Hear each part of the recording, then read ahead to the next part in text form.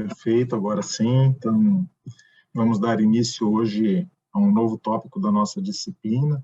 Eu gostaria de adentrar com vocês especificamente no tópico a respeito das medidas cautelares no processo penal, ou, digamos, genericamente, um processo penal cautelar.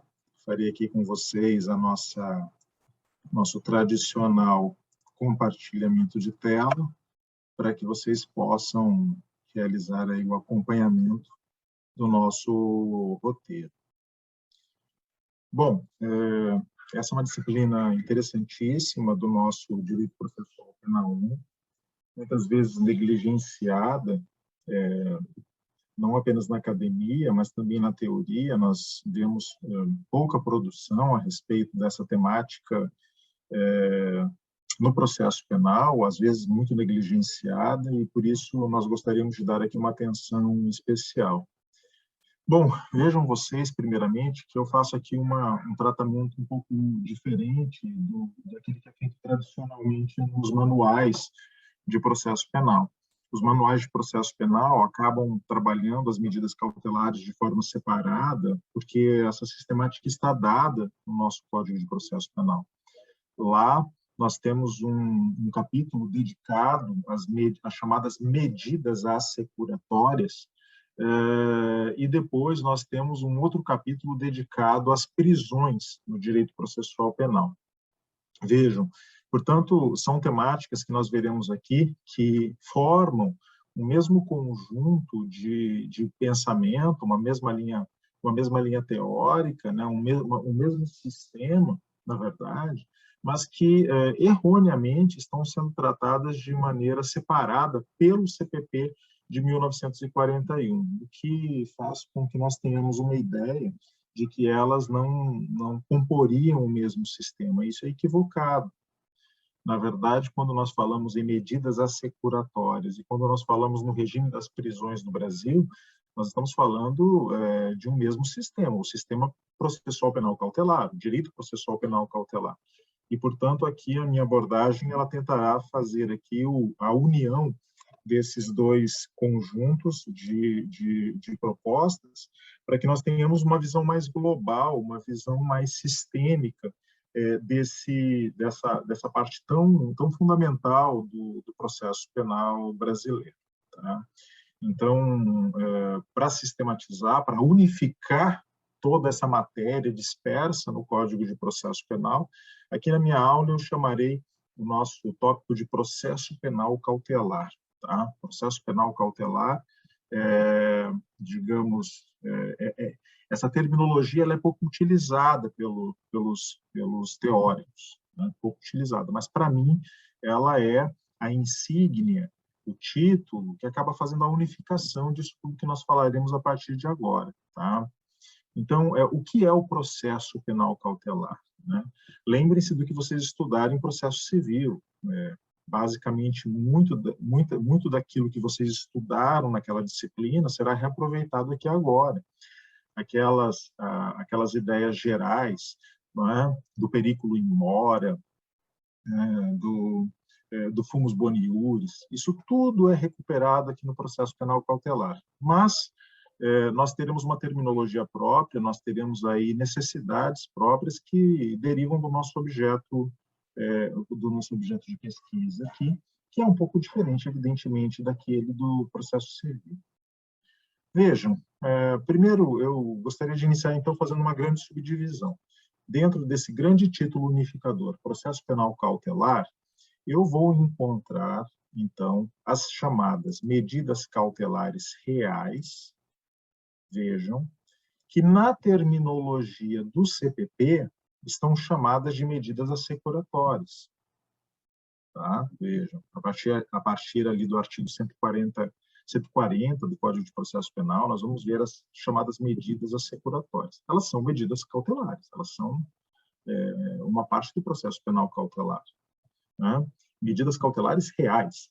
Reais, lembrem-se do latim, né? O real que recai sobre res, sobre coisas, né? Sobre coisas que eu posso tocar, bens materiais. Então, por isso, reais.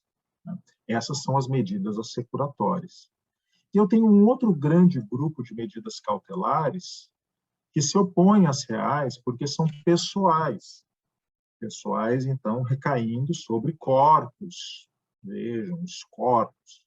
Os corpos aqui nos interessam, né? Nós estamos numa área do direito que trabalha com a liberdade que é um bem que se efetiva, que se consubstancia no corpo. Portanto, o corpo ele é fundamental para o direito penal, ele é fundamental para o processo penal. São dois conceitos importantíssimos, o corpo e o tempo, né? Afinal de contas, é no corpo e no tempo que se efetivam essa privação de liberdade, que é objeto muito particular do processo penal, né? Um corpo privado da sua liberdade por um certo tempo, né? Um tempo que pode ser maior ou menor. São conceitos fundamentais para que nós entendamos aqui com o que lida o direito penal, ao contrário do que lida o processo civil, em geral, o patrimônio, né? Em geral, bens,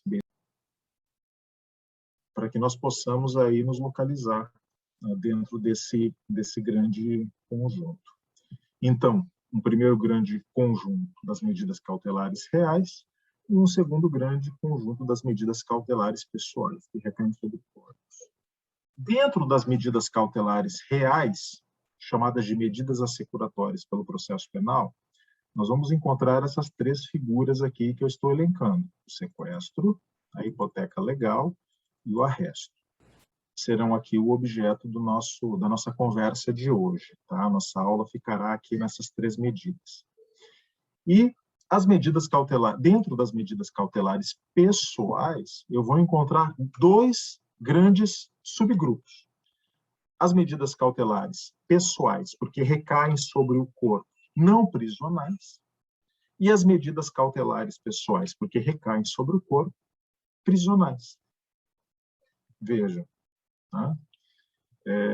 Bom, eu não vou aqui me aprofundar nessa questão por enquanto, nem vou fazer questão de trazer grandes explicações nesse momento, porque nós voltaremos a isso, nós teremos duas aulas dedicadas às medidas cautelares pessoais, uma aula dedicada às medidas cautelares reais.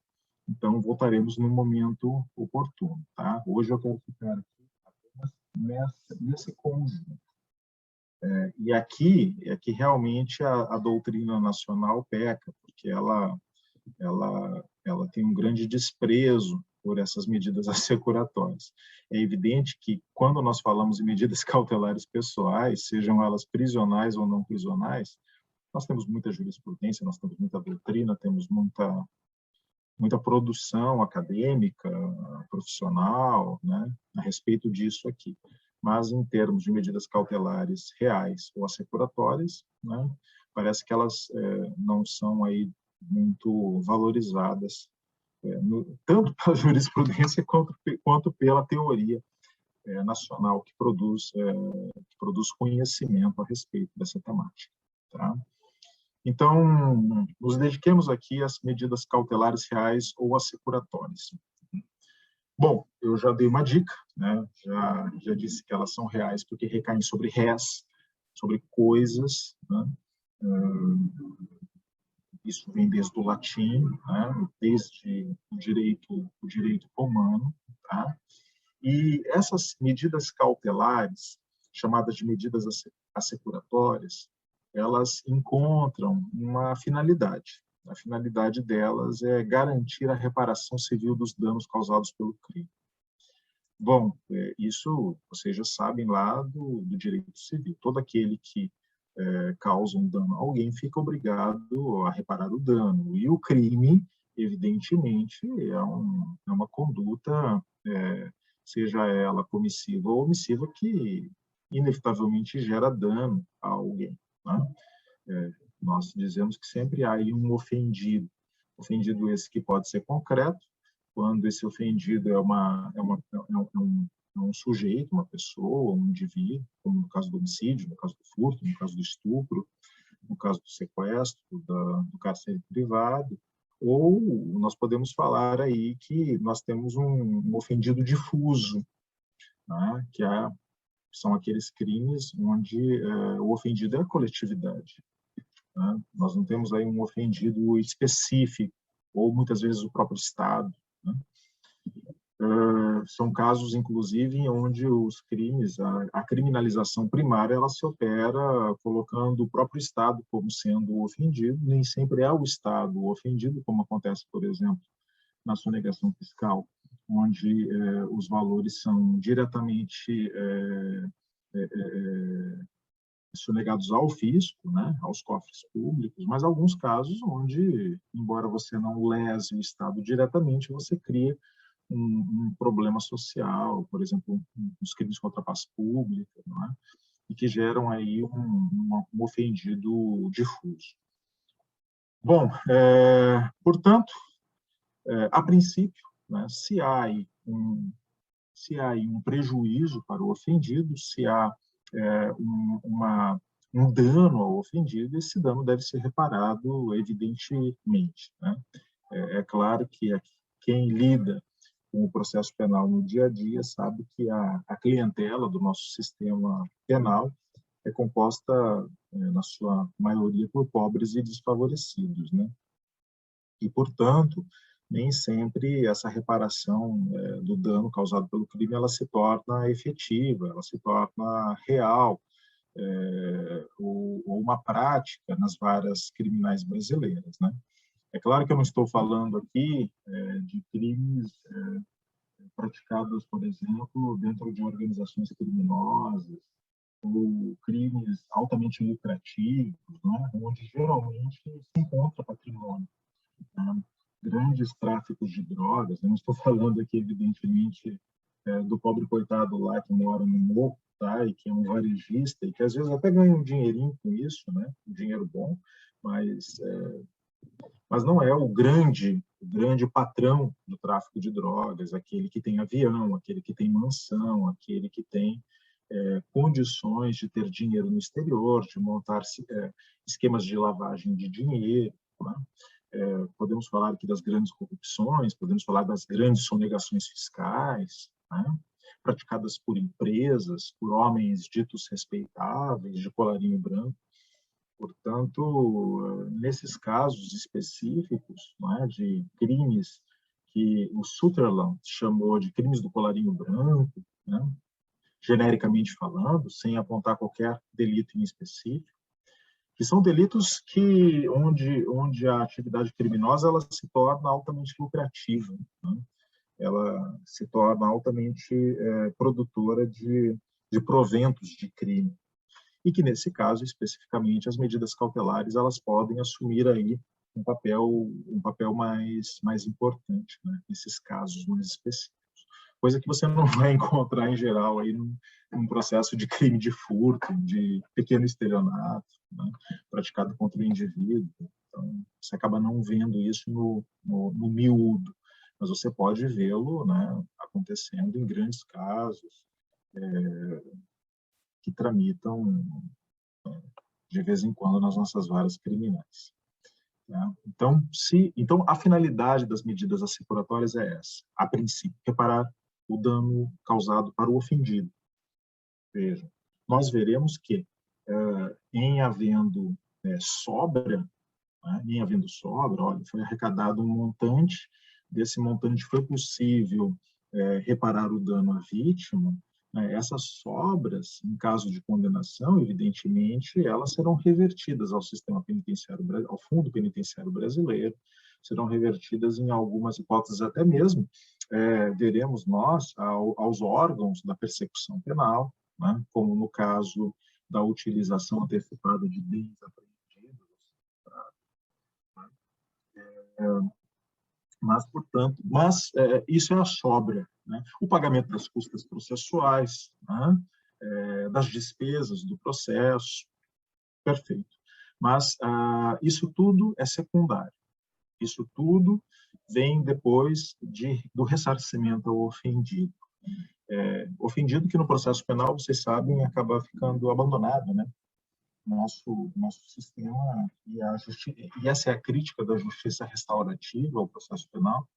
Ele é altamente retributivo, ele se preocupa em punir, mas não se preocupa em reparar o dano, em restaurar a condição anterior da vítima. Se nós tivéssemos tanta dedicação a colaborar com a reconstituição da condição anterior da vítima, como nós temos preocupação em punir o infrator, nós teríamos aí um mundo bem melhor. Essa é a proposta da justiça restaurativa, que vem sendo debatida, inclusive, no CNJ, mas que tem muito a avançar ainda no Brasil, né? Todos os nossos esforços estão concentrados em punir, né, como se a punição pela punição ela tivesse uma efetividade social fantástica, quando, na verdade, não que não deva se punir, claro, quem praticou um crime será punido na medida da lei, né, mas nós temos aí um total fetiche com a punição, um total esquecimento com a condição da vítima, né? E isso é bem complicado. Bom, primeiramente, quero lembrar a vocês que a busca e a apreensão, tá? Nós já falamos bastante aqui da busca e apreensão, a busca e a apreensão é um meio de prova, tá? Nós acabamos de sair lá da teoria das provas. Eu não citei para vocês a busca e a apreensão como uma prova, né? A busca e a apreensão não é uma prova, não é uma evidência. A busca e a apreensão é um meio de prova, é um meio para eu obter uma prova, é um meio para obter uma evidência, não é? Então, é uma medida decretada pelo magistrado.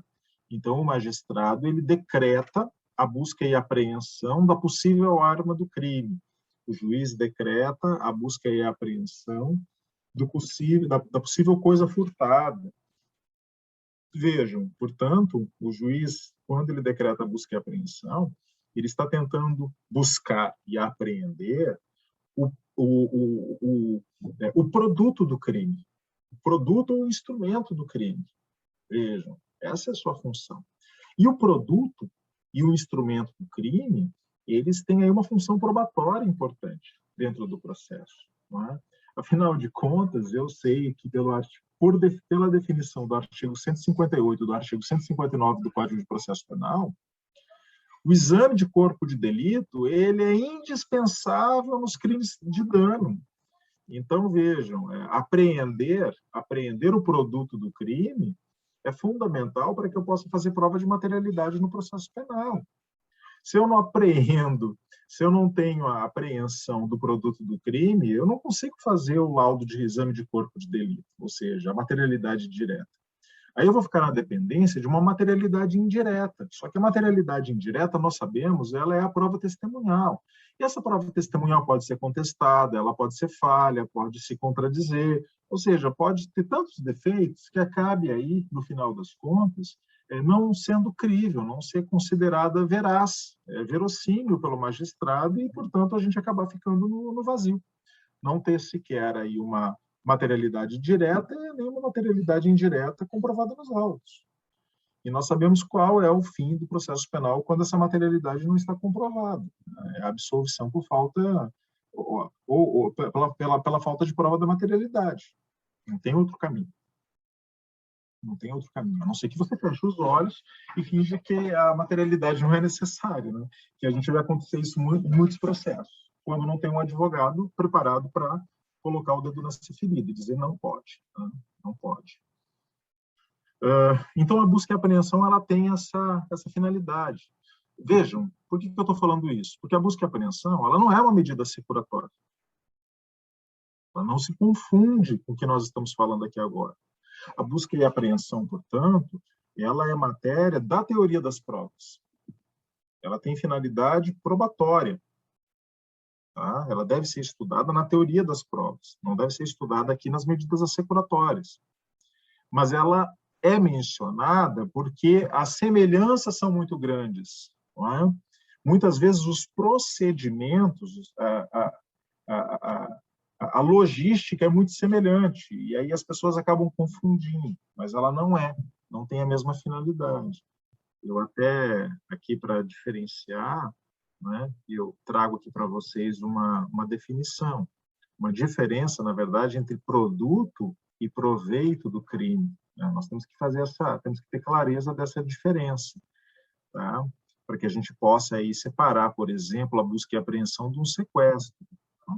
O produto do crime é um bem adquirido diretamente com a atividade criminosa. Tá? Então, a coisa furtada, a coisa ludibriada, esse é o produto do crime. E o instrumento do crime, que eu nem citei aqui, não é? Mas a arma do crime, a faca, o revólver, não é? Vejam, que é diferente de proveito ou provento, que são sinônimos, né? Que é a especialização do produto. É aquilo que você adquire com o produto do crime. Então, da minha atividade criminosa, eu comprei uma casa, eu comprei um avião, eu comprei um carro de luxo, eu coloquei dinheiro, eu comprei dólares, títulos da dívida pública, ou seja, eu adquiri um patrimônio que aparentemente é legal, mas que pode ele mesmo estar configurando lavagem de dinheiro. Tá? Uma forma de esquentar, como se diz, né, no popular, produtos do crime, da minha atividade criminosa. Então, quando eu estou falando do produto do crime, esse produto que é direto, né, a coisa furtada, a coisa ludibriada, esse produto é objeto da busca e apreensão. Ele é objeto da busca e apreensão. E tem finalidades probatórias. Quando eu estou falando do provento do crime, do proveito, daquilo que o sujeito adquiriu com o produto do crime, né? Aí eu já não estou mais falando de provas, tá? Não estou mais falando de teoria das provas, eu já estou falando de medidas cautelares reais ou assecuratórias, né? E que aí nós veremos será objeto aí do sequestro que nós estamos entrando agora. Tá? Então, o sequestro é diferente da busca e apreensão. Busca e apreensão é um meio de prova, objeto da teoria da prova. Sequestro é uma medida cautelar real ou uma medida securatória, objeto aqui da nossa disciplina de hoje. Vejam, o sequestro, eu trago aqui uma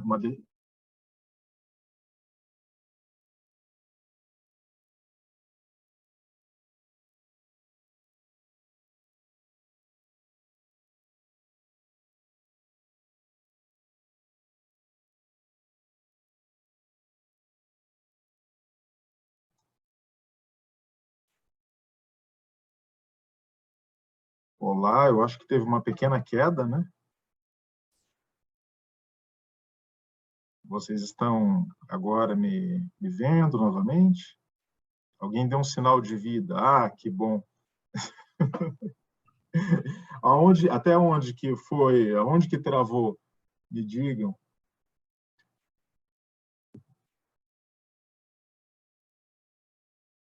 Até onde vocês viram a minha fala? Proveito do crime. Tudo isso? É? Nossa, travou bastante. Ok. Então, eu vou novamente aqui fazer o compartilhamento de tela, que pelo que eu vi caiu, né? Então, só um minuto.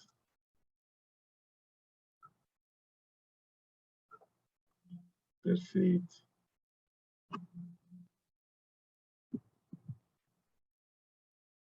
E eu ia dizendo aqui, portanto, né, eu acho que vocês pegaram toda a diferença aqui entre proveito e provento, né, pelo que eu vi, essa parte foi possível ser pega, né, e, e agora nós vamos adentrar no sequestro, tá? O sequestro, que eu ia dizendo, portanto, não se confunde com a busca e apreensão, que é o objeto da teoria da prova, o sequestro é uma medida securatória.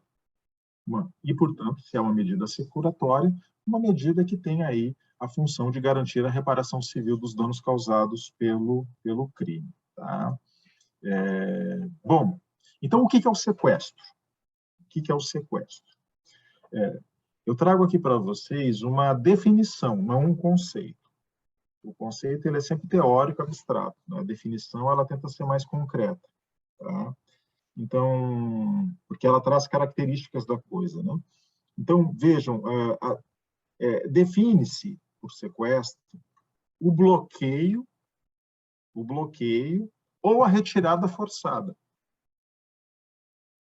da posse do infrator de bens obtidos com os proventos do crime. Tá? Simples assim. Claro, vamos explicar essa definição. Bom, primeiramente, vamos começar pelo final. Bens obtidos com os proventos do crime. Eu acabei de mencionar, e vocês pegaram na minha fala, a diferença entre provento e produto. Né? O provento é sinônimo de proveito. É sinônimo do enriquecimento ilícito. Né? Eu enriqueci com atividade criminosa.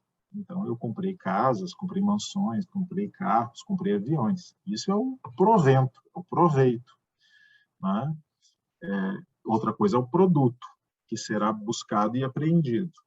Então, o sequestro, ele é uma medida cautelar destinada a bloquear ou retirar da posse do infrator proventos do crime, bens obtidos com os proventos do crime. Primeira grande diferença. Tá? E aí vocês perguntariam, mas por que bloqueio e retirada forçada? Ora, porque o sequestro ele pode incidir tanto sobre bens móveis quanto bens imóveis. Então, vejam vocês que o imóvel será bloqueado e o móvel será retirado forçadamente da posse do sujeito para cautelar uma situação. Estou acautelando uma situação. Né? Então, aqui nós vamos encontrar o artigo 125 do Código de Processo Penal. Deixa eu só tirar essa aqui, melhor aqui, para a gente visualizar.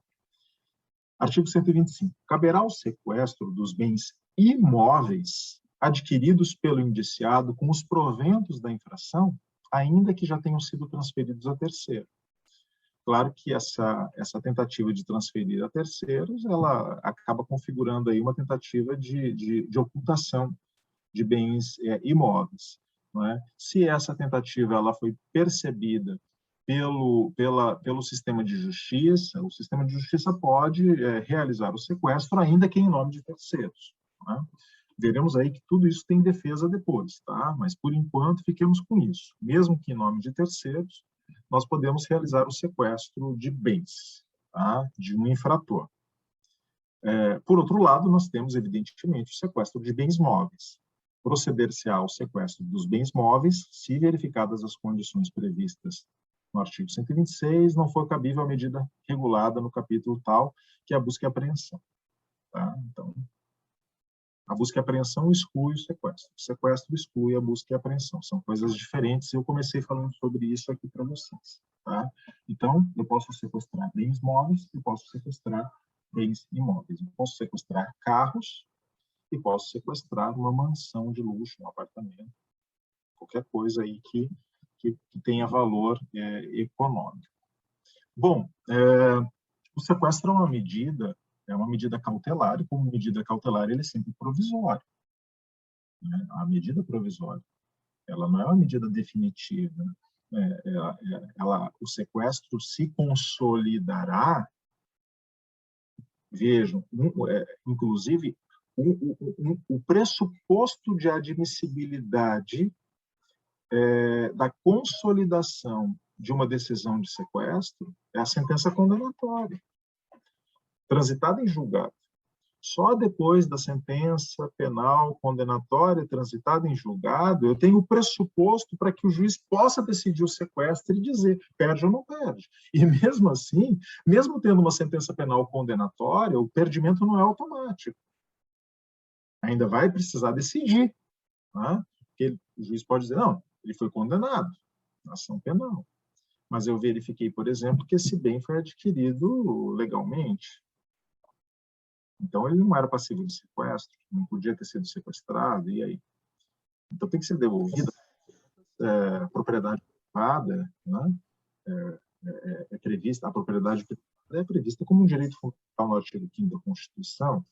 Eu não posso sair expropriando as pessoas da sua propriedade privada porque elas praticaram uma infração, se não tem relação com o crime praticado. Né? Então, vejam.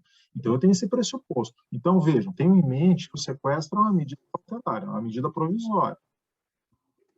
Professor, me perdi aqui no seu raciocínio. Só vou pedir para o senhor voltar, senão...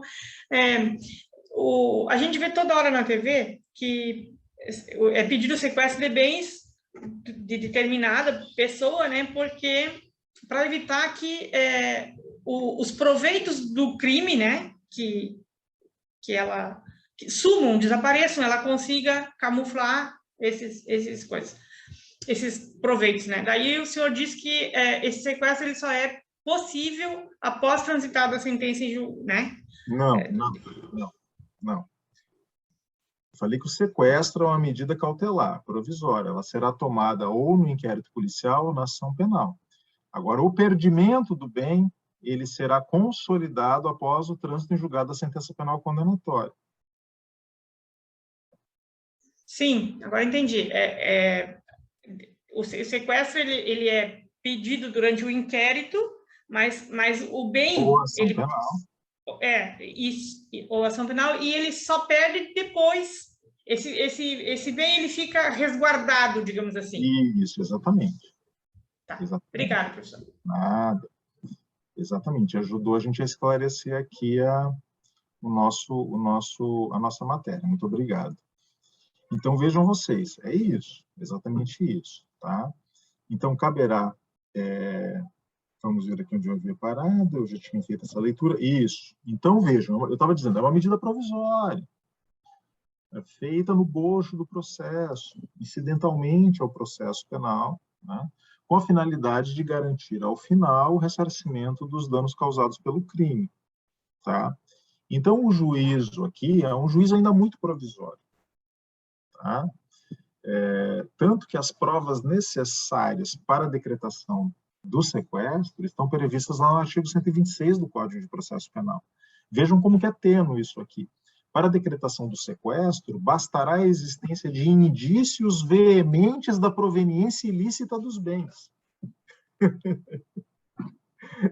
Isso aqui é de um nível de subjetividade que cada juiz vai dizer uma coisa. Vocês vão de convir comigo. Nós não temos um critério objetivo aqui.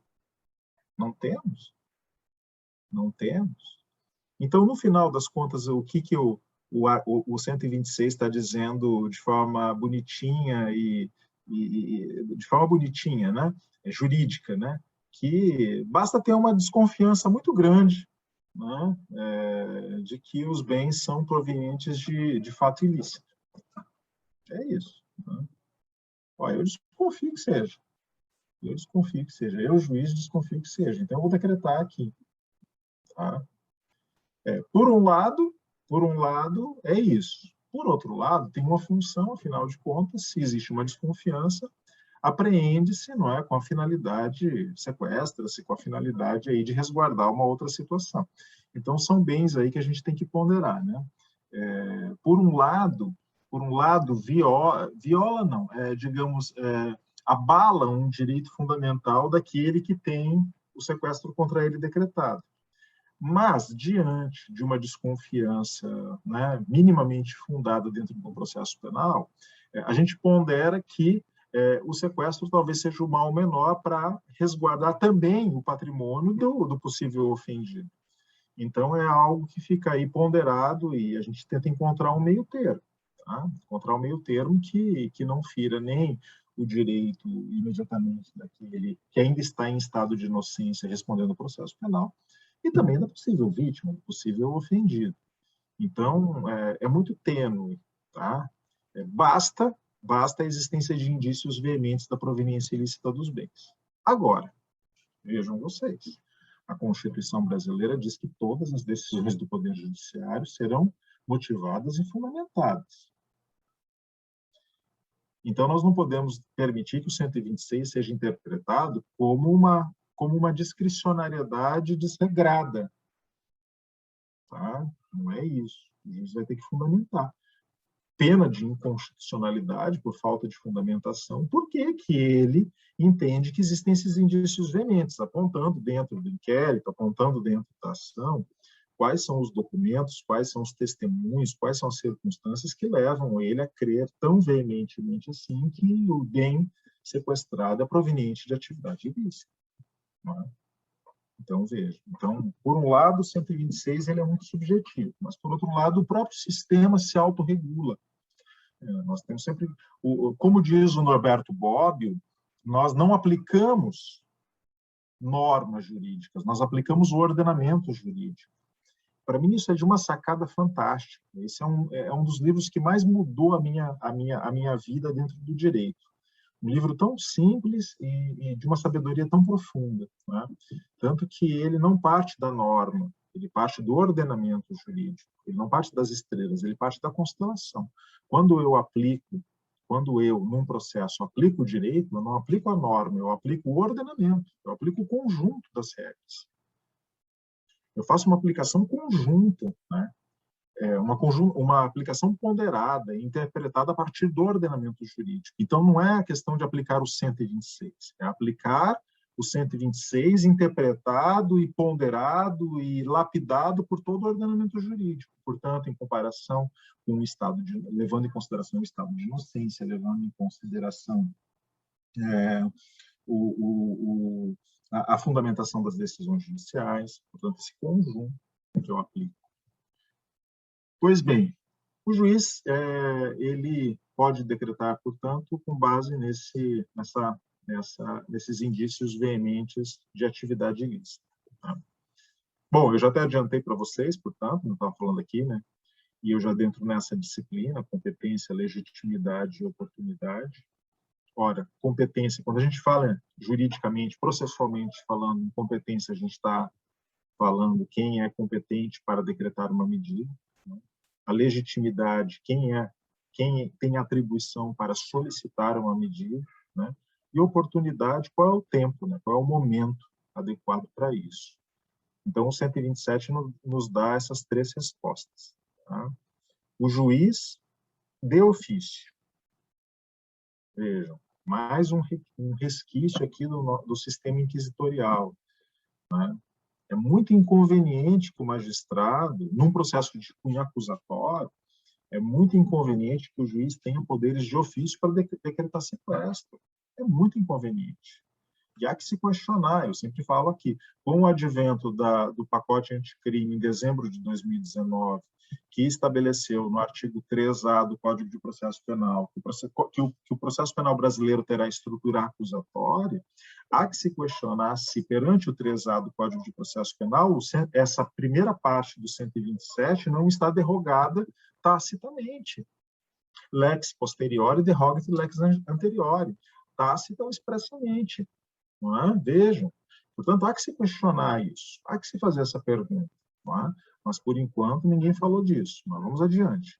O juiz de ofício, portanto, competente para decretar, né? Competente para decretar, de ofício ou a requerimento do Ministério Público ou do ofendido. Esses têm legitimidade para pedir. Não é? Legitimidade para pedir. Ou mediante representação da autoridade policial. A autoridade policial também tem legitimidade para solicitar. Tá? Ele poderá ordenar o sequestro em qualquer fase do processo, ou ainda antes de oferecida a denúncia ou queixa, portanto, na fase do inquérito policial, na fase das investigações. Tá? Bem simples essa questão. Tá?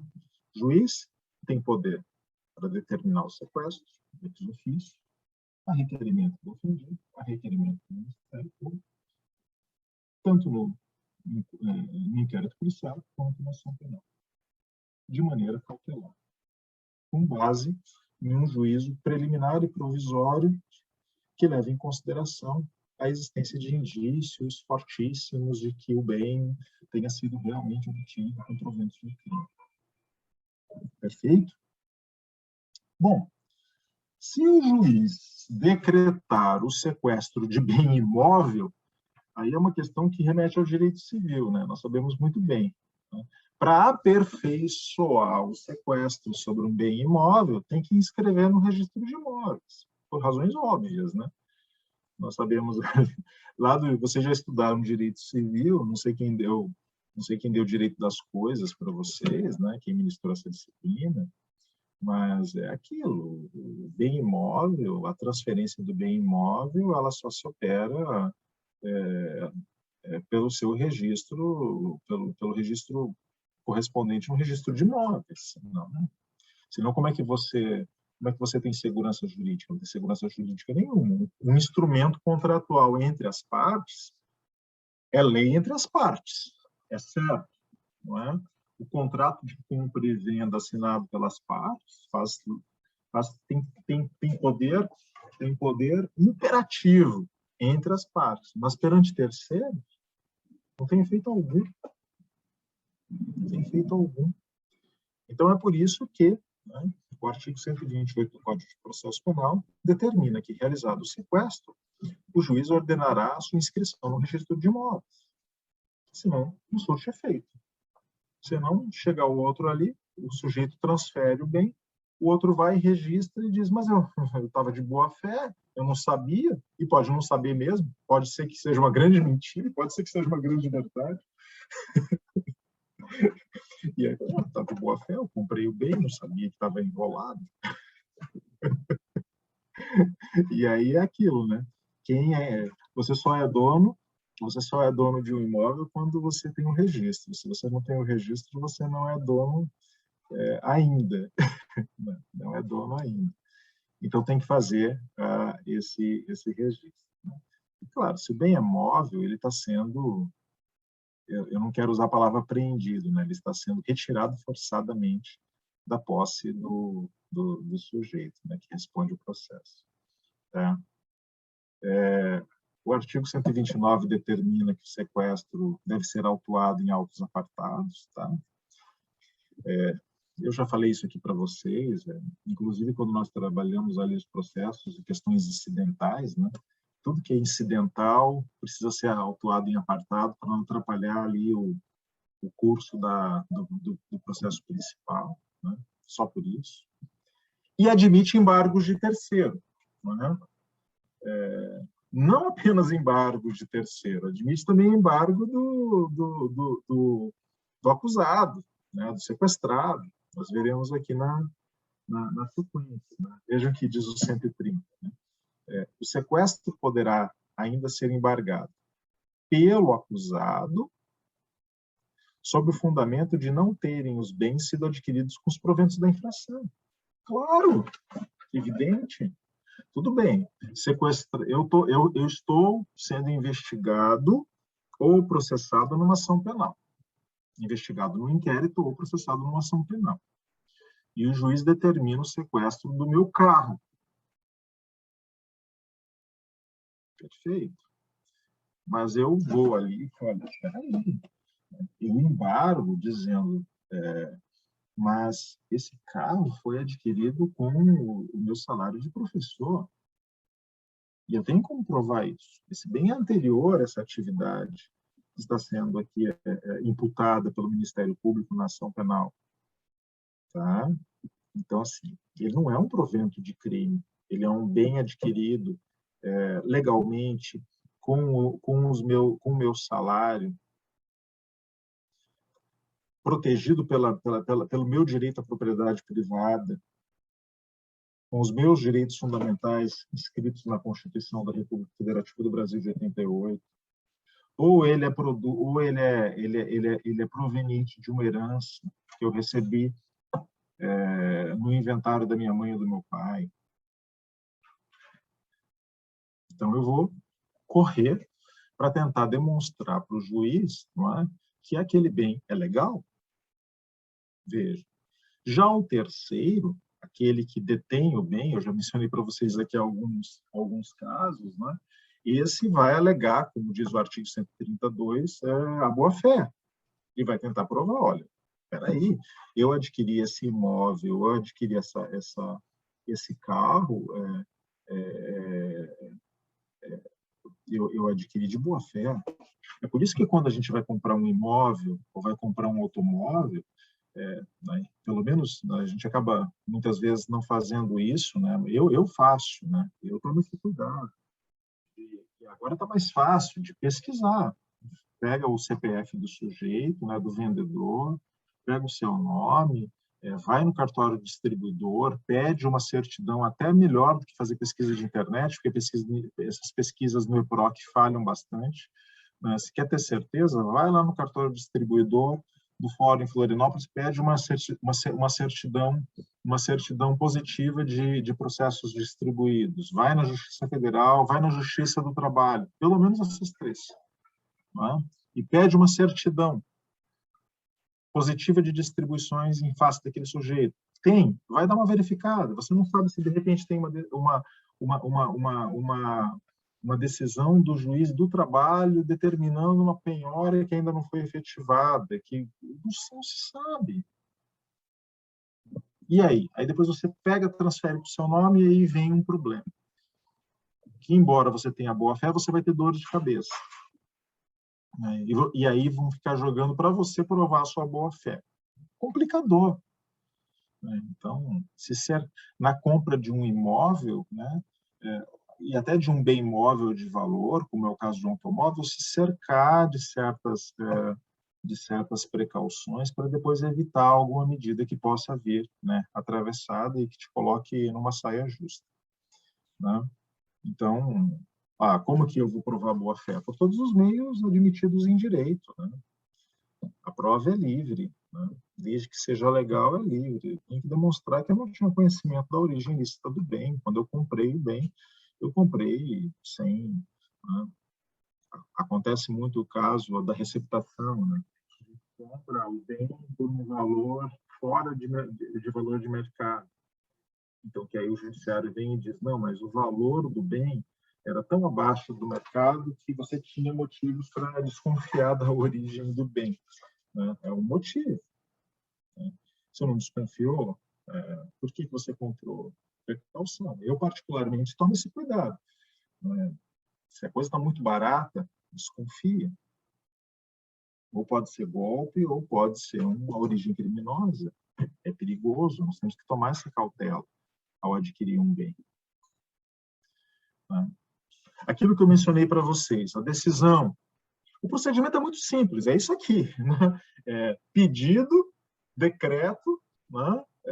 Manutenção, inscrição no registro imobiliário, é isso, basicamente isso. E depois decisão final. Então, vejam lá, decisão nos embargos. Eu já até adiantei para vocês essa questão. A decisão final nos embargos, a decisão não será tomada conjuntamente com a sentença penal condenatória. Tá?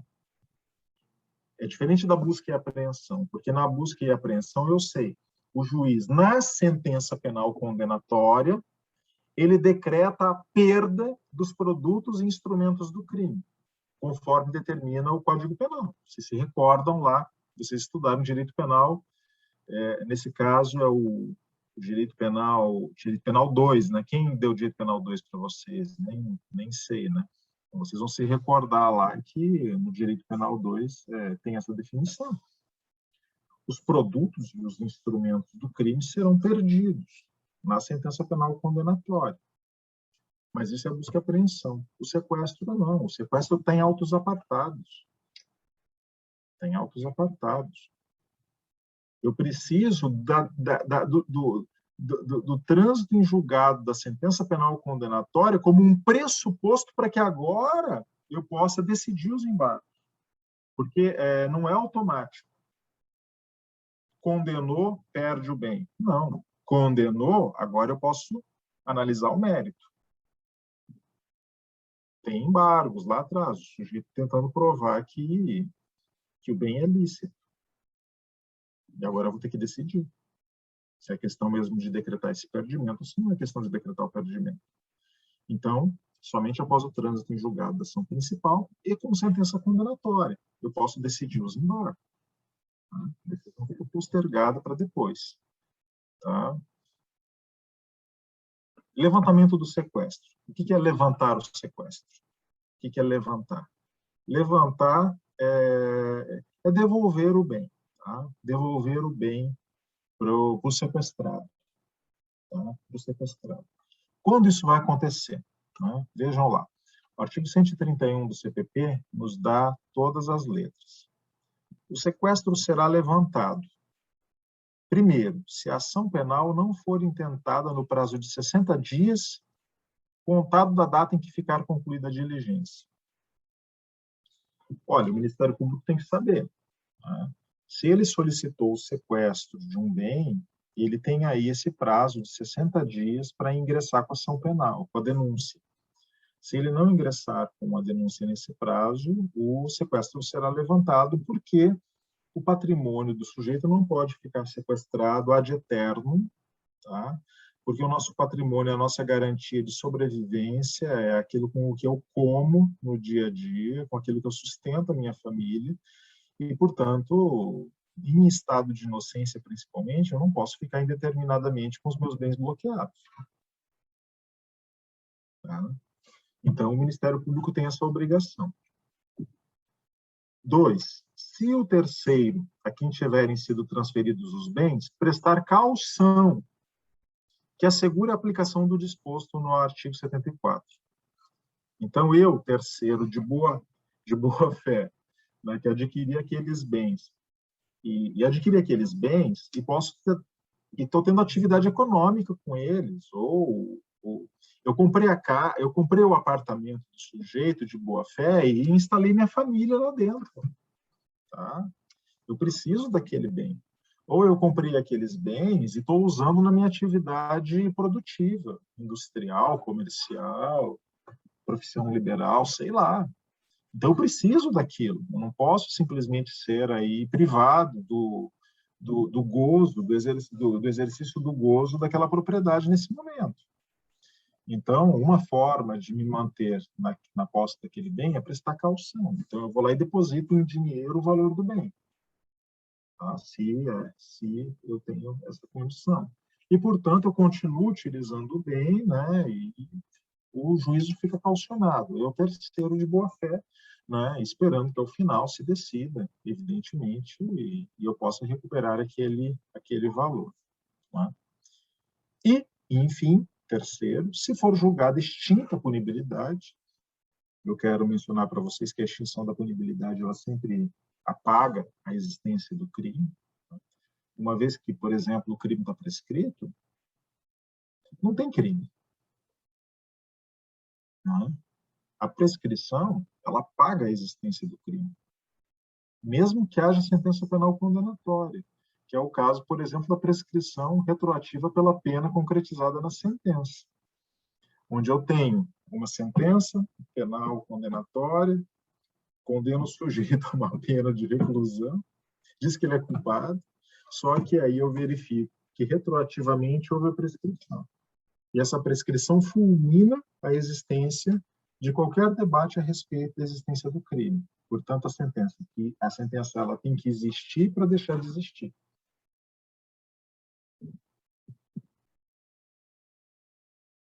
Extinção da punibilidade, não se debate mais o crime. Portanto, se levanta o valor do sequestro. E a absolvição, que aí é uma decisão de mérito, né?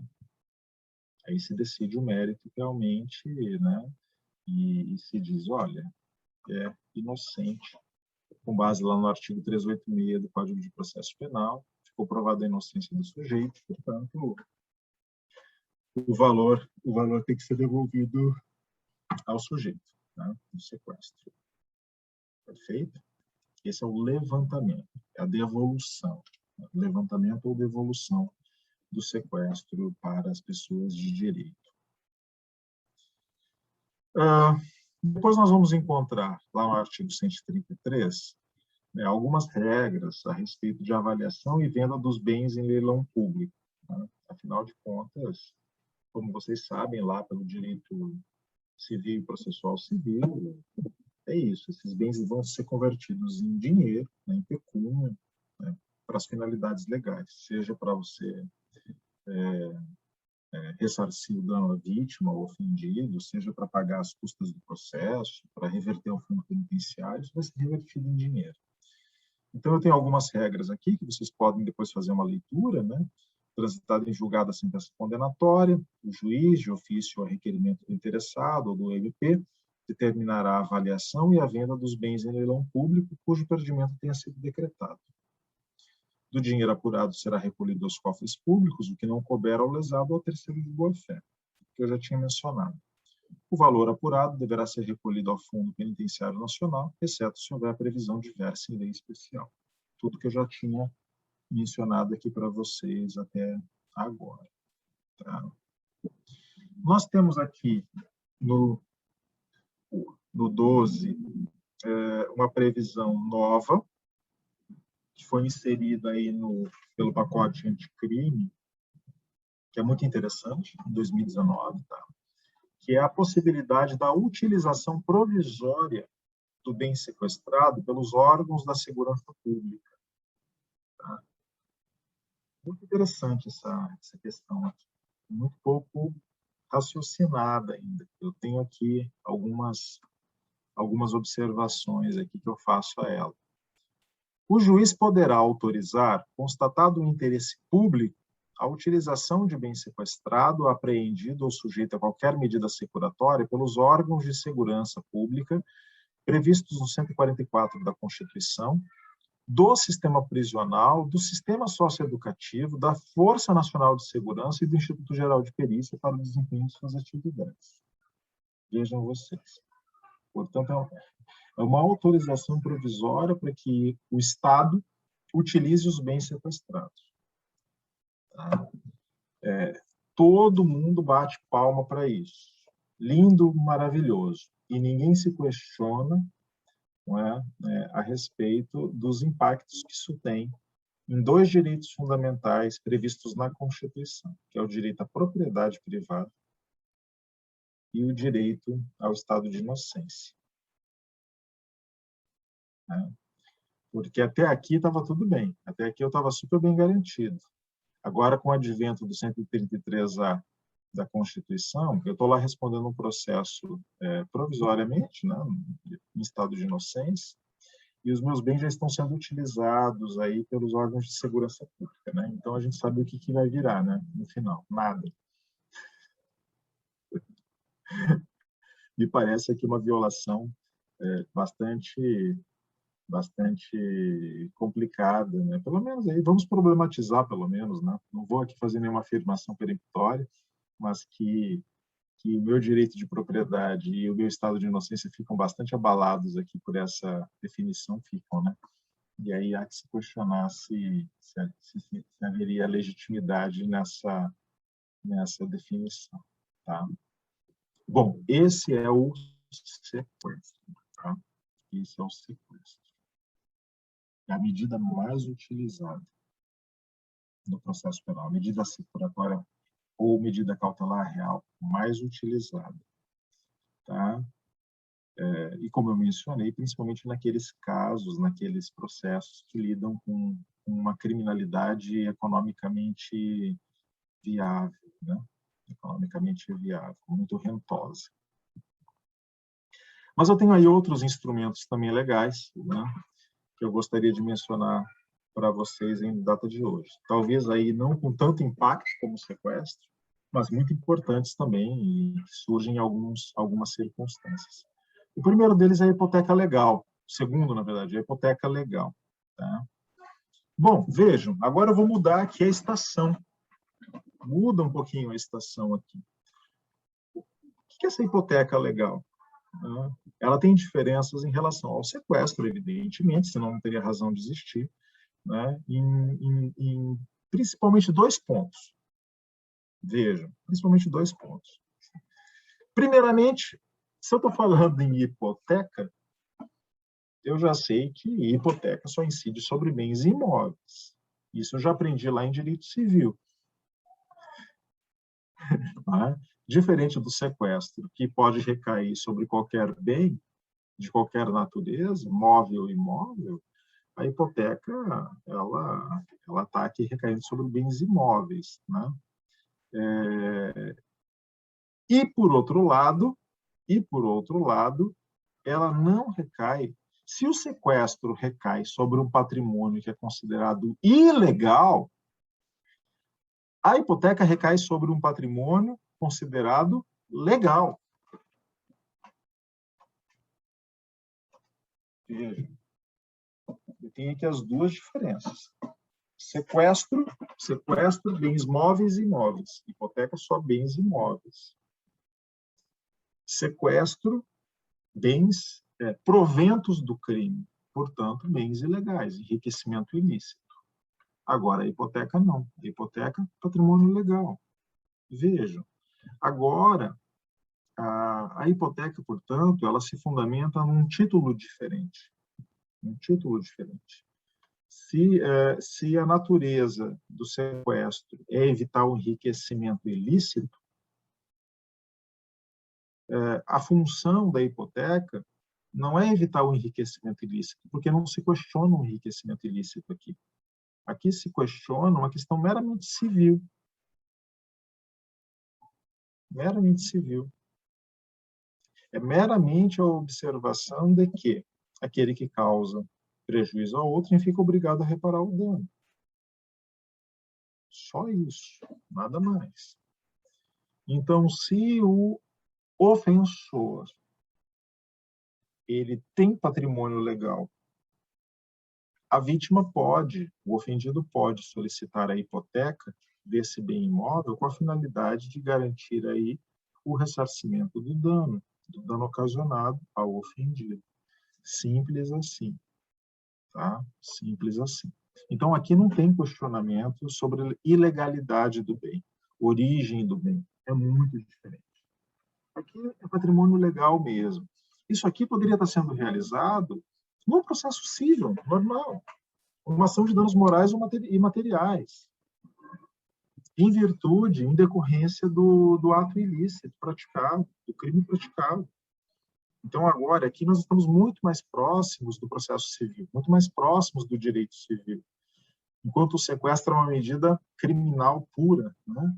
Aqui, a hipoteca legal ela já fica muito mais próxima aqui das definições do direito privado. Vejam, artigo 134. A hipoteca legal sobre imóveis do indiciado poderá ser requerida pelo ofendido em qualquer fase do processo, desde que haja certeza da infração e indícios suficientes da autoria. Vejam, então aqui eu tenho que a hipoteca legal, né, ela tem por legitimado o ofendido. É o ofendido que tem que pedir a hipoteca legal. O ofendido, que é o interesse pessoal dele. Em qualquer fase do processo, tá? Desde que haja certeza da infração. Eu já sei, todos nós sabemos que a certeza da infração é dada pela materialidade, e que a materialidade ela é direta ou indireta no CPP, que ela se consubstancia ou diretamente no laudo de exame de corpo de delito, ou indiretamente em prova testemunhal verossímil da existência do fato criminoso. Então, certeza da infração é prova de materialidade, direta ou indireta. E indício suficiente de autoria. Portanto, um conjunto de provas existentes no processo que apontam, que não provam ainda, mas que apontam uma possibilidade muito forte daquele sujeito ser o autor da infração. Perfeito? Especialização da hipoteca. O que é especialização? Lá atrás, quando nós falamos no sequestro, nós dissemos que o sequestro tem que ser registrado. O sequestro de bens imóveis, ele tem que ser registrado no registro de imóveis, para ele ter existência.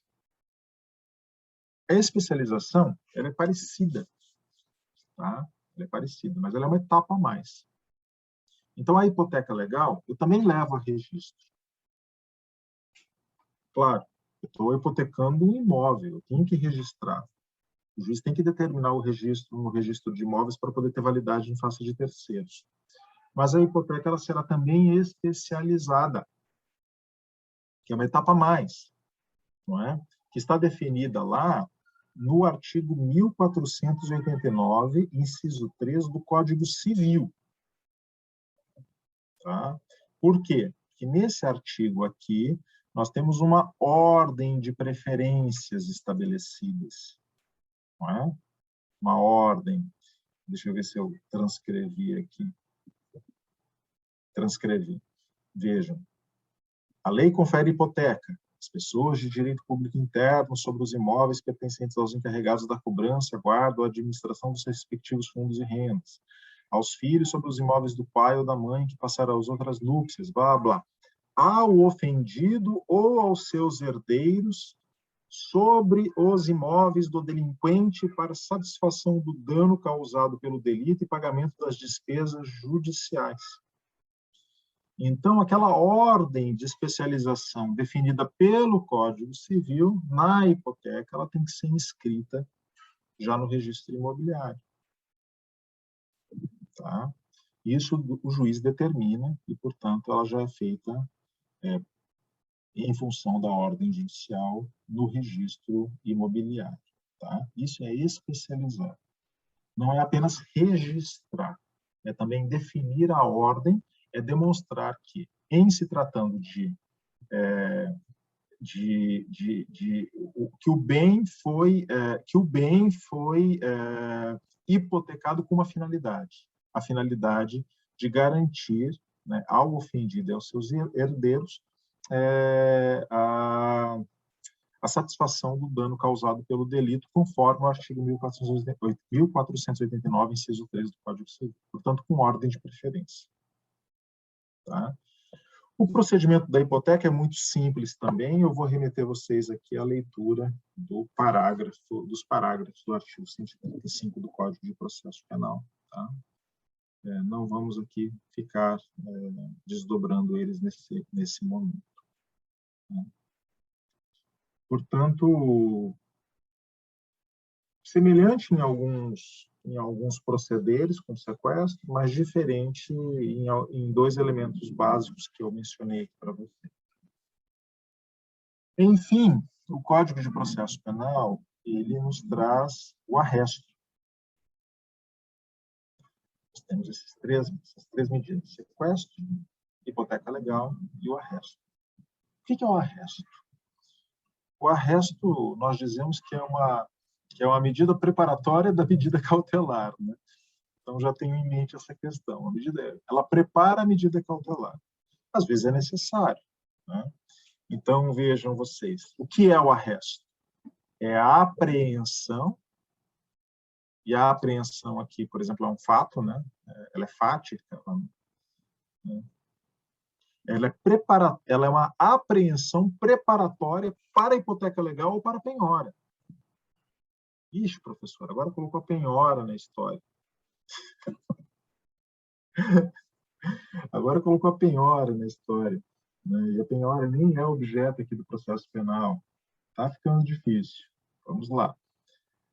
O arresto é a apreensão preparatória para a hipoteca legal ou para a penhora, ou chamada também de pré-penhora, ou pré-arrecadação. A penhora é o ato jurídico do processo de execução. Aliás, diferenciando, né? O que é uma penhora? A penhora, né, que acontece lá no processo civil, é um ato jurídico do processo de execução que vincula um bem ao pagamento de uma quantia. Vejam, então, lá na execução, né, lá no cumprimento de sentença, a penhora tem a finalidade de vincular o bem ao pagamento da quantia. O arresto é medida cautelar. É uma medida de apreensão de bens indeterminados do devedor para garantir a execução. Bens indeterminados. Vejam. Portanto, não se confunde com o sequestro, não é? Porque o sequestro ele vai diretamente no bem ilegal. No bem ilegal. Enquanto o arresto ele vai em bens legais. Bens legais. Para garantir exatamente o pagamento do dano ao ofendido. Portanto, totalmente diferente do sequestro. Quais são os bens passíveis do arresto? Os imóveis, né? Então, eu arresto o imóvel para hipotecá-lo. Então, ficaria mais ou menos assim. O arresto é a medida preparatória da hipoteca. O arresto é a medida fática, né? É a verificação da existência do imóvel. Arrestado o imóvel, eu posso levá-lo à hipoteca legal no cartório de registro imobiliário. ou do bem imóvel, né? Aí arresto como retirada forçada. Então, eu arresto o bem para garantir que ele sirva ao pagamento do dano ao final na sentença, como efeito da sentença penal condenatória. Né? Por isso que eu tenho aqui que os bens passíveis do arresto são os imóveis para a hipoteca e os móveis para a futura penhora. A futura penhora. Porque a sentença penal condenatória, vejam, isso é muito interessante. Até recentemente, a sentença penal condenatória, e ainda hoje é assim, vejam, se eu sou um ofendido, diante da sentença penal condenatória, eu posso levar essa sentença penal condenatória à liquidação no juízo civil. Eu posso levar diretamente. Então, eu peço que o juiz liquide. E uma vez liquidada a condenação criminal, ela é título executivo judicial, uma vez liquidada, eu realizo o cumprimento da sentença, a execução. Né? A retirada forçada de bens do devedor para pagamento do credor. Vejam. Então, o arresto está servindo aqui para esse momento. Tá? Ou, agora, o Código de Processo Penal, o artigo 386 do Código de Processo Penal, prevê que o juiz pode, inclusive, a pedido do Ministério Público, realizar uma condenação na sentença penal condenatória ao pagamento de um valor de ressarcimento. Diretamente na sentença penal condenatória. Então, aí não seria o caso da liquidação da sentença no juízo civil, porque a sentença já seria líquida. A sentença penal condenatória já seria líquida. Essa solução ela é complicada, ela é muito debatida na nossa doutrina nacional, na nossa jurisprudência, porque ela envolve aí vários problemas, né? Porque o processo penal, a princípio, ele não teria como objeto fazer a verificação desse dano. Na medida em que o Ministério Público solicita na denúncia o ressarcimento do dano num valor X, o processo ele se transforma num processo misto. Ele é meio penal e ele é meio civil. Então, eu vou estar defendendo o sujeito tanto da imputação penal quanto da imputação civil. Então, uma coisa é a defesa do crime, né? Que eu vou debater tipicidade, juridicidade, culpabilidade, a existência da conduta criminosa. Outra coisa é que eu vou estar debatendo o quantum debeatur do dano moral, o quantum debeatur do dano material, se configura dano moral, se não configura dano material. Então, assim, é uma complicação, mas essa possibilidade existe. E se foi solicitada, então aí, como eu disse, não é caso de liquidação, é caso de sentença proferida já com liquidez. De modo que, transitando em julgado, o sujeito simplesmente vai solicitar o cumprimento da sentença penal condenatória. E se ele vai solicitar o cumprimento da sentença penal condenatória, ele arresta bens para garantir o pagamento desse ponto. Viram como é diferente? Porque agora eu estou em outro momento. Né? Eu estou no momento posterior do processo penal. Tá? Posterior. Deixa eu ver.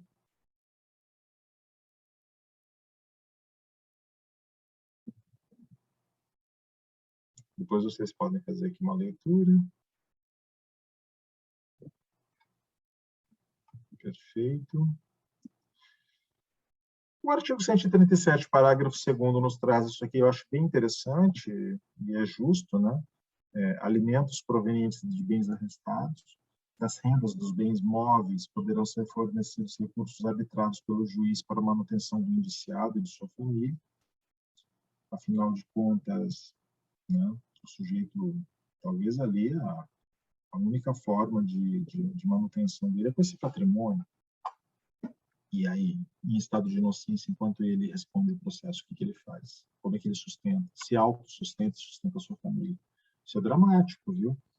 Eu, como advogado, inclusive, eu já atuei em casos dramáticos, assim, a pessoa ficar às línguas, né? Não tem dinheiro sequer para pagar o advogado.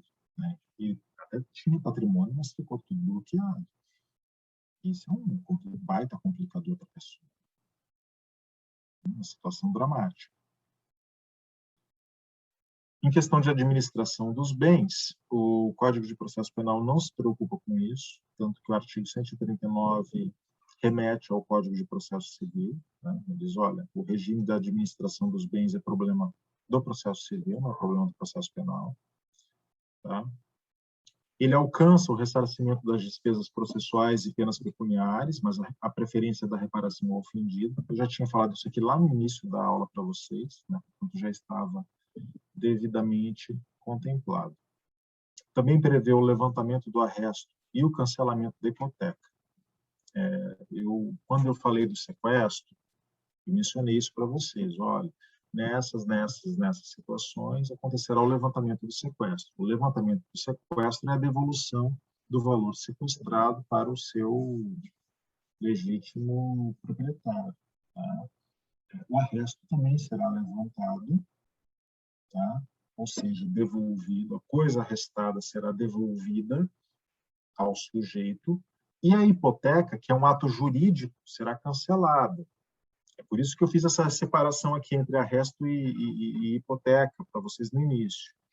O arresto ele é físico, né? Ele é uma coisa que se opera fisicamente. E a hipoteca é um ato jurídico.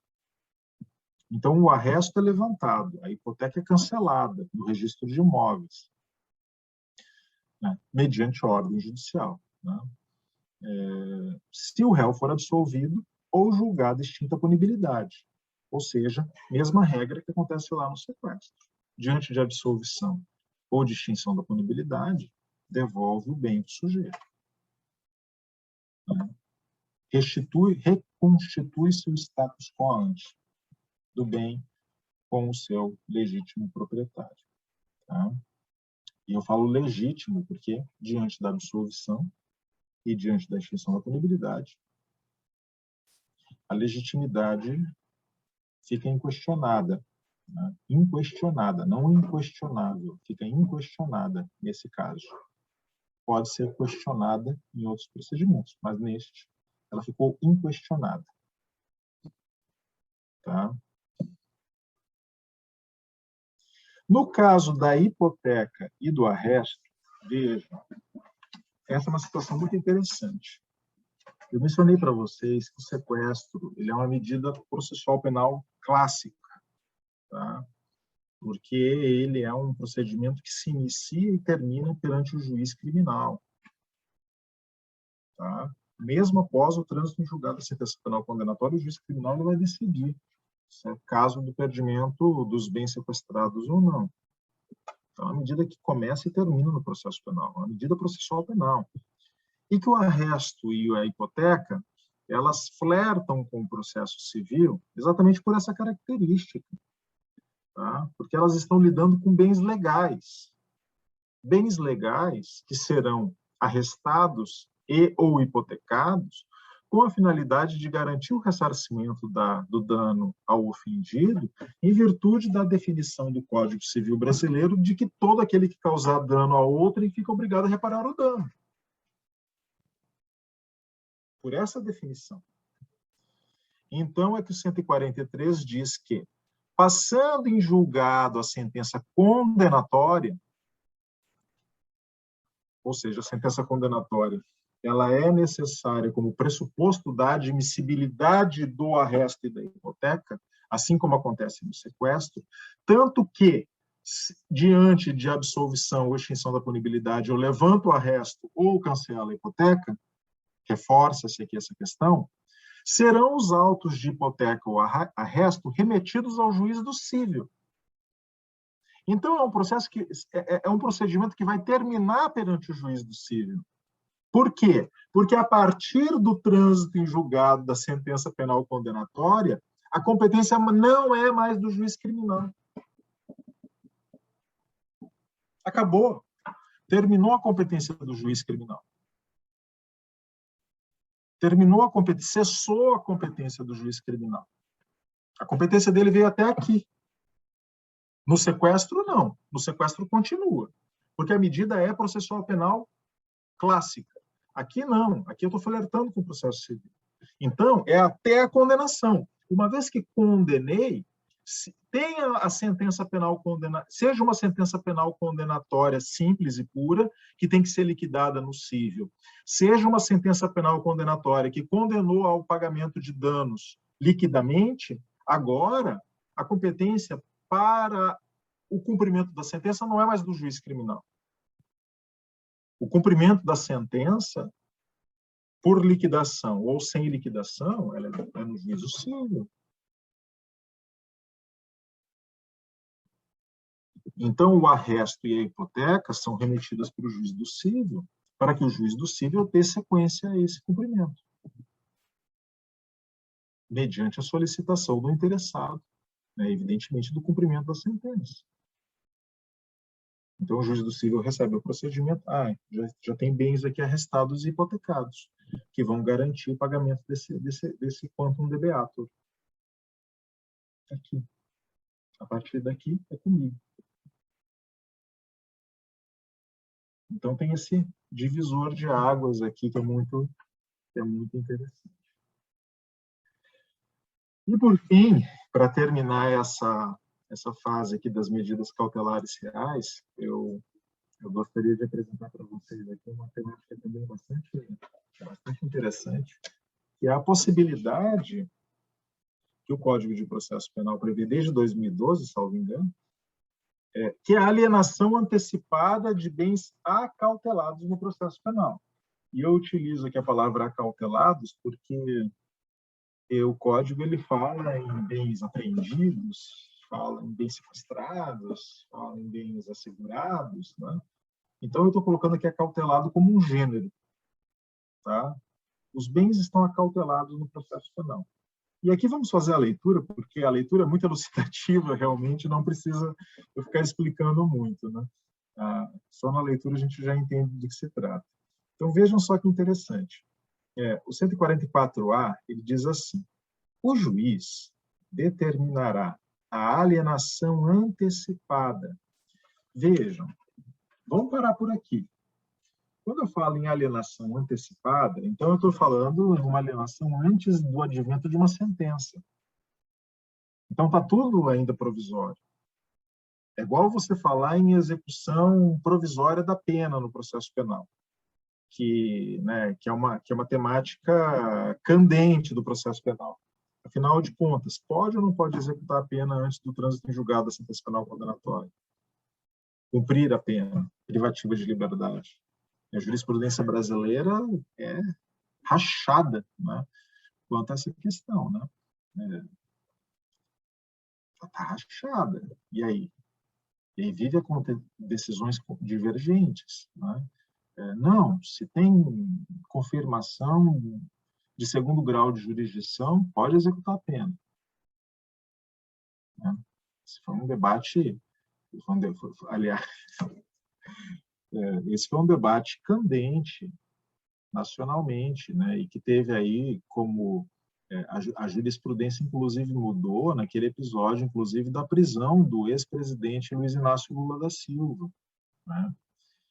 E naquele bojo da Operação Lava Jato, né, houve toda uma pressão para mudar o entendimento do Supremo Tribunal Federal de que poderia existir o cumprimento antecipado o cumprimento provisório da pena privativa de liberdade antes do trânsito em julgado da sentença penal condenatória, de modo que, mesmo tramitando recurso nos tribunais superiores, aqui eu estou me referindo ao STJ e ao Supremo Tribunal Federal, em havendo decisão de segundo grau de jurisdição, ou seja, proferida por um tribunal de justiça ou proferida por um tribunal regional federal de uma das regiões da República, essa sentença deveria ser cumprida.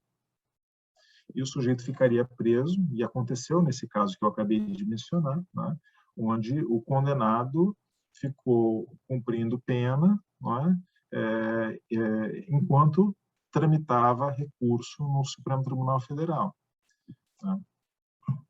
Vejam, uma temática candente, né, e que eu aqui particularmente, independentemente do preso, né, pode ser pode ser Stalin ou Hitler, não me importa, né? Não admito como constitucional. A execução da pena só pode se operar após o trânsito em julgado de sentença penal condenatória. Pena da gente fazer tábula rasa do estado de inocência. Fingir que ele não existe. Fingir que ele não existe. Aqui nós estamos falando de alguma coisa muito semelhante. Nós estamos falando de um processo que está tramitando e houve, por exemplo, um bem sequestrado, não é? Existe uma desconfiança que ele pode ser produto do crime, mas ainda tem um processo tramitando, passível de ser prescrito, de ser absolvido, de provar a inocência, passível de um monte de coisa. Está tudo aberto. Se pelo menos eu não faço pré-julgamento, se eu acredito que o juízo é realmente imparcial e que pode fazer justiça no final, justiça no sentido de imparcialidade, não justiça no sentido subjetivo, porque assim, claro, não apenas no processo penal, em qualquer processo, civil ou trabalhista, sempre vai ter um justiçado e um injustiçado, subjetivamente falando. Um vai ser satisfeito, outro vai ser insatisfeito. Não é disso que eu estou falando.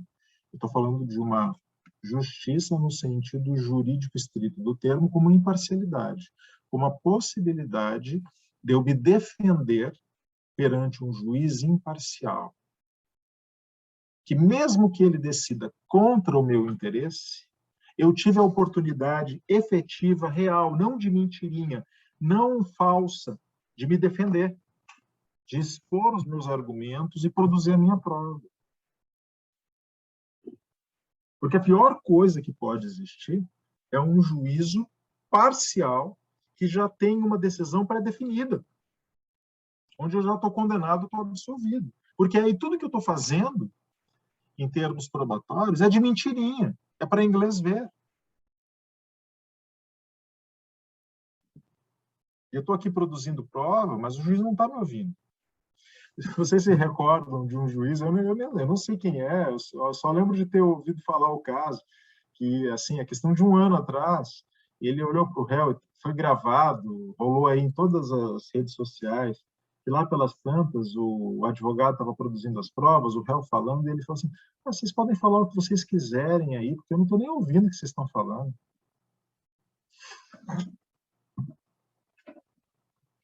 Eu estou nem ouvindo o que vocês estão falando. Ou seja, quando você chega a esse ponto, então é tudo de mentirinha, é tudo uma brincadeira, né? Então, eu tenho esse conceito. Para mim, justiça não é quando o meu interesse ele é justo, não é quando a justiça processual não pode ser confundida com a realização do meu interesse. A justiça processual se realiza diante da possibilidade concreta do exercício do contraditório e da ampla defesa, não de mentirinha, de verdade. Com um juiz minimamente imparcial que vai analisar o caso, que vai sopesar as provas e que vai tomar uma decisão conforme aquilo que ficou demonstrado nos autos, não conforme uma pré-compreensão, conforme um preconceito, conforme uma combinação anterior. Isso sim é assim aquilo que é inadmissível, aquilo que é inadmissível em termos processuais.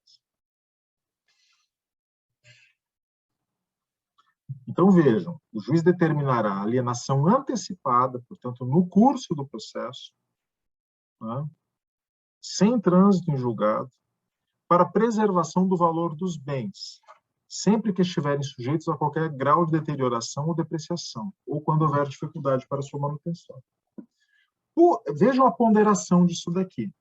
Por um lado, de repente eu, acusado, fui privado dos meus bens e eles começam a ser vendidos pelo judiciário, que vai alegar, não, mas nós estamos fazendo isso para preservar o bem. Não, mas os bens estavam no meu poderio.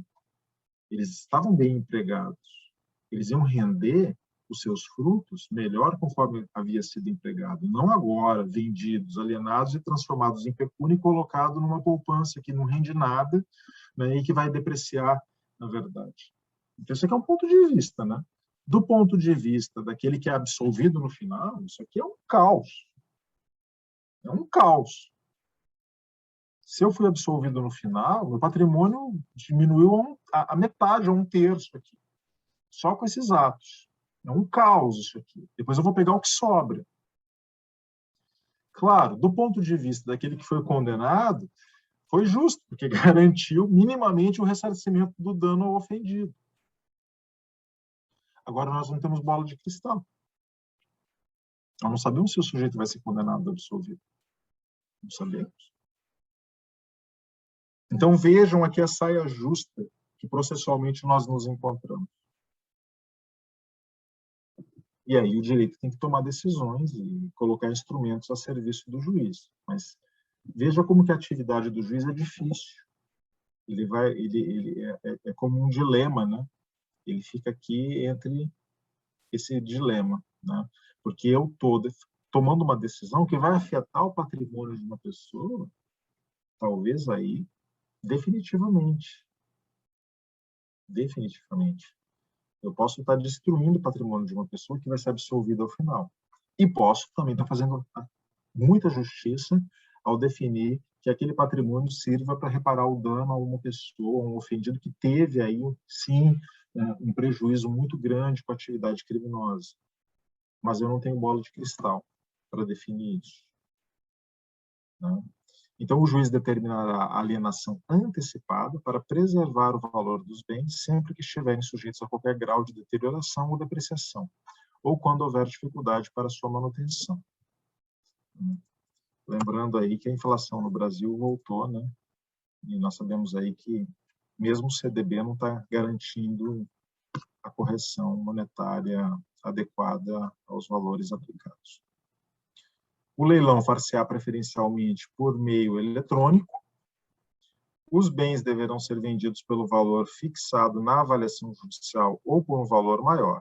Não alcançado, o valor estipulado pela administração judicial será realizado um novo leilão em até 10 dias contados da realização do primeiro, podendo os bens ser alienados por valor não inferior a 80% do valor estipulado na avaliação judicial. Então já tem a quebra aí, né? Geralmente se espera o segundo leilão para poder obter o valor menor, né? O produto da alienação ficará depositado em conta vinculada ao juízo até a decisão final do processo, procedendo-se a sua conversão em renda para a União, Estado ou Distrito Federal, no caso de condenação ou no caso de absolvição, a sua devolução ao acusado. A mesma regra que nós mencionamos aqui anteriormente. Quando a indisponibilidade recair sobre dinheiro, inclusive moeda estrangeira, títulos, valores mobiliários ou cheques emitidos como ordem de pagamento, o juízo determinará a conversão do numerário apreendido em moeda nacional corrente e o depósito das correspondentes quantias em conta judicial. Normal. No caso de alienação de veículos, embarcações ou aeronaves, o juiz ordenará à autoridade de trânsito ou ao equivalente órgão de registro e controle a expedição de certificado de registro e licenciamento em favor do arrematante, ficando este livre do pagamento das multas que, porventura, pendem antes da arrematação, né? Tributos, sem prejuízo de execução fiscal em relação ao antigo proprietário. O valor dos títulos da dívida pública, ações das sociedades, títulos de crédito negociáveis em bolsa, será o da cotação oficial do dia, provada por certidão ou publicação no órgão oficial. Portanto, aqui a ideia geral de que esses bens podem, e em geral, vocês encontrarão muitos artigos escritos, né, falando sobre as benesses desse sistema, né, porque o Estado não tem como manter os bens. Vocês imaginem o montante dos bens apreendidos, sequestrados, arrestados, não hipoteca, porque a hipoteca não é, né, mas falando dos bens móveis, né, que aí é um problema, né, carros. O que você faz com esse montante de coisas? O Estado ele não tem condição de manter, ele apreende, mas não tem condição de manter. Então, ele encontra a solução mais fácil, que é a de botar à venda. Vende tudo. E, ao final, se o sujeito for inocente, repassa-se a ele o valor da venda. Se ele não for inocente e ficar decidido que esses valores devem servir à reparação do dano, repara-se o dano. E, reparado o dano, pagam-se as custas, pagam-se as despesas processuais e o restante pode ser remetido a fundos, né, como o Fundo Penitenciário Nacional ou outros fundos estabelecidos nas leis específicas. Lembrando aqui que nós vamos encontrar aí, por exemplo, a lei de drogas, que aí vai definir remessa para o Fundo Nacional de Combate às Drogas, né? O Código de Processo Penal geralmente manda para o Fundo Penitenciário e assim por diante, conforme cada lei específica onde ficou definido o crime praticado pelo sujeito. Ok?